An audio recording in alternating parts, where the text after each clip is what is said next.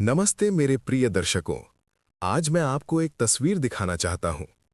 मुझे मालूम है आपको मेरी बात सुनकर आप सभी लोगों को हंसी जरूर आ गया होगा, पर मुझ पे भरोसा रखिए। आज मैं आपको तस्वीरों को एक दूसरे नजरिए से तस्वीरों को दिखाना सिखाऊंगा। तो चलिए शुरू करते हैं। सबसे पहले आप इस तस्वीर को कुछ समय के लिए ध्यान से देखिए। उम्मीद करता हूं कि तस्वीर को आपने ध्यान से देखा होगा। तो चलिए अब मैं अपना सवाल पूछना शुरू करता हूं। और हाँ, अगर आपको किसी भी सवाल का उत्तर मालूम हो तो कमेंट में जरूर बताइएगा। तो चलिए अब मैं अपना पहला सवाल पूछता हूं। सवाल, ये घड़ी 18:18 पर ही क्यों रुक गई है? अब मैं अपना दूसरा सवाल पूछता हूं। जमीन के नीचे की जंजीरें टूटने के बाद भी उनकी जड़ें गहरी क्यों है? अब मैं अपना तीसरा सवाल पूछता हूं। सवाल, वो राजशाही पगड़ी धूल बनकर क्यों उड़ रही है? अब मैं अपना चौथा सवाल पूछता हूं। सवाल है, सीढ़ी किताबों की क्यों बनी है और झंडा रोशनी का क्यों है? अब मैं अपना पांचवा सवाल पूछता हूं। सवाल है, लोगों की परछाई सैनिकों जैसी क्यों है? अब मैं एक एक करके आप सभी को उन सारे सवालों का उत्तर दूंगा जो मैंने कुछ देर पहले आपसे पूछा था। पहला सवाल, ये घड़ी 18:18 पर ही क्यों रुक गई है? कारण, ये वो तारीख है जब इतिहास बदल गया था। ये समय का वो बिंदु है जिसने सदियों के उत्पीड़न को चुनौती दी थी। ये दर्शाता है कि कुछ तारीखें इतिहास में अमर हो जाती हैं और वर्तमान को भी परिभाषित करती हैं। दूसरा सवाल, जमीन के नीचे की जंजीरें टूटने के बाद भी उनकी जड़ें गहरी क्यों हैं? कारण, ये सदियों पुराने जातिगत जुल्म और छुआछूत की गुलामी का प्रतीक है। जंजीरें टूटना यानी पेशवा राज की उस दमनकारी व्यवस्था का अंत, लेकिन गहरी जड़ें ये बताती हैं कि सामाजिक भेदभाव की मानसिकता से संघर्ष आज भी पूरी तरह खत्म नहीं हुआ है। दूसरा सवाल, जमीन के नीचे की जंजीरें टूटने के बाद भी उनकी जड़ें गहरी क्यों हैं? कारण, ये सदियों पुराने जातिगत जुल्म और छुआछूत की गुलामी का प्रतीक है। जंजीरें टूटना यानी पेशवा राज की उस दमनकारी व्यवस्था का अंत, लेकिन गहरी जड़ें ये बताती हैं कि सामाजिक भेदभाव की मानसिकता से संघर्ष आज भी पूरी तरह खत्म नहीं हुआ है। तीसरा सवाल, वो राजशाही पगड़ी धूल बनकर क्यों उड़ रही है?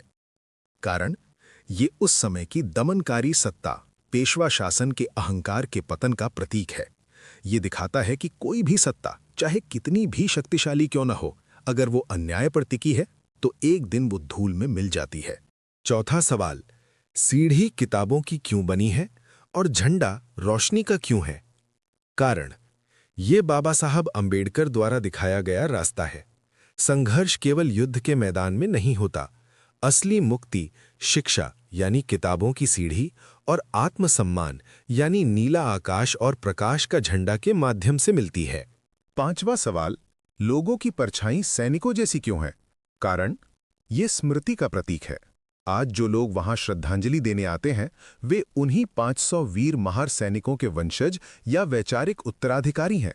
वे आज हाथ में मोमबत्ती यानी शांति और ज्ञान लिए हैं, लेकिन उनकी आत्मा में वही लड़ाकू संघर्ष यानी सैनिक की परछाई जीवित है। कहानी, पत्थर पर लिखी इबारत।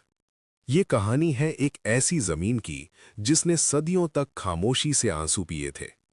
उस जमीन के नीचे भेदभाव की जंजीरें गड़ी थीं, जिन्होंने एक बड़े समुदाय के आत्मसम्मान को कैद कर रखा था। एक दौर था जब एक अहंकारी सत्ता, पगड़ी का राज था, जहां इंसान की कीमत उसकी जाति से तय होती थी। फिर समय के चक्र में एक दिन ऐसा आया, 1 जनवरी 1818, जब समय मानो थम गया। 500 निडर योद्धाओं ने उस विशाल दमनकारी सत्ता की आंखों में आंखें डालने की हिम्मत की। वो सिर्फ एक युद्ध नहीं था, वो अस्तित्व की लड़ाई थी। उस दिन वो अहंकारी सत्ता धूल में मिलने लगी। गुलामी की जंजीरें झंझनाकर टूट गईं। उस विजय की याद में एक स्तंभ खड़ा हुआ। लेकिन कहानी वहां खत्म नहीं हुई। उस युद्ध के बाद एक नए युग का आरंभ हुआ। समाज ने समझा कि असली लड़ाई तलवारों से नहीं, बल्कि कलम से लड़ी जाएगी। टूटी जंजीरों से निकलकर लोगों ने ज्ञान की सीढ़ी बनानी शुरू की, ताकि वे उस नीले आसमान को छू सकें जहां सबका सम्मान बराबर हो। आज हर नए साल पर जब लाखों लोग उस स्तंभ के पास जमा होते हैं, तो वे सिर्फ एक पत्थर को पूजने नहीं आते।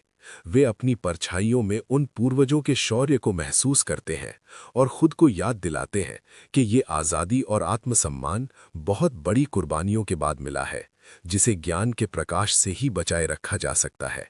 छवि का मॉरल। इस पूरी छवि और ऐतिहासिक संदर्भ का निचोड़ ये है कि आत्मसम्मान की लड़ाई कभी खत्म नहीं होती, उसका स्वरूप बदलता रहता है।